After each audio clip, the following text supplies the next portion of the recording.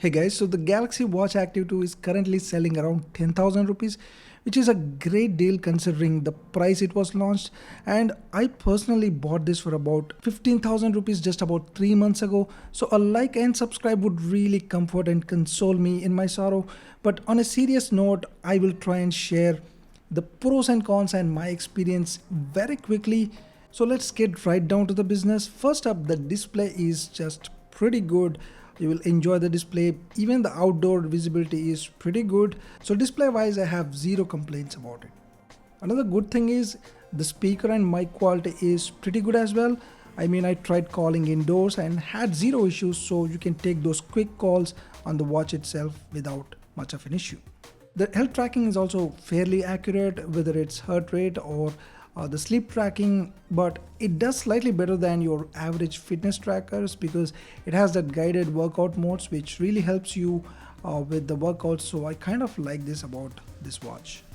Now if you have a Samsung phone, the integration is slightly better because you already have the Samsung account set up, but even on any Android phone, the Galaxy wearable app is going to work, and it has really good features and a lot of customization options, a lot of watch faces that you really come to expect for a smartwatch. So it won't disappoint you in that kind of customization, and the app experience, it's pretty good as well.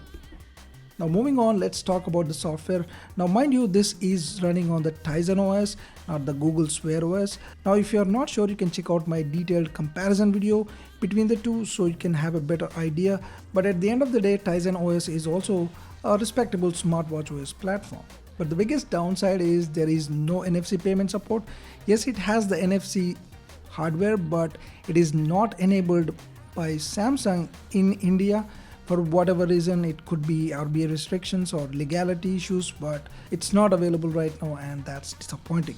Also, the Bixby is a mixed bag, I would say. I mean, it does work, it's not terrible, I would say, but I would prefer a Google Assistant slightly better than this. Now moving on, another minor caveat is there is no back gesture. You have to press the hardware buttons. Now this sounds like a very minor thing, but on a day-to-day usage, it could be a little annoying.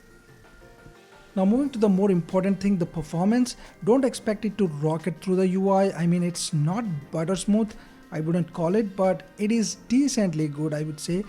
Things take a little time to respond, but it is decently responsive.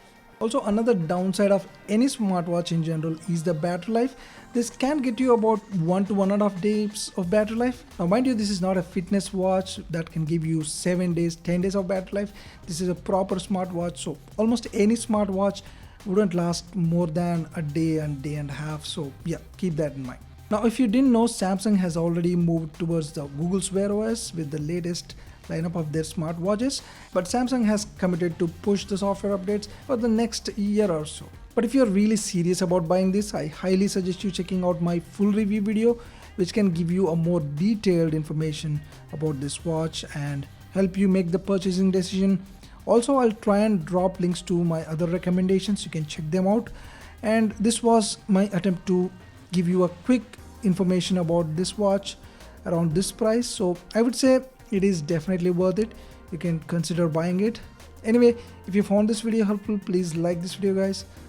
Thanks for watching. Like and subscribe. I'll see you soon.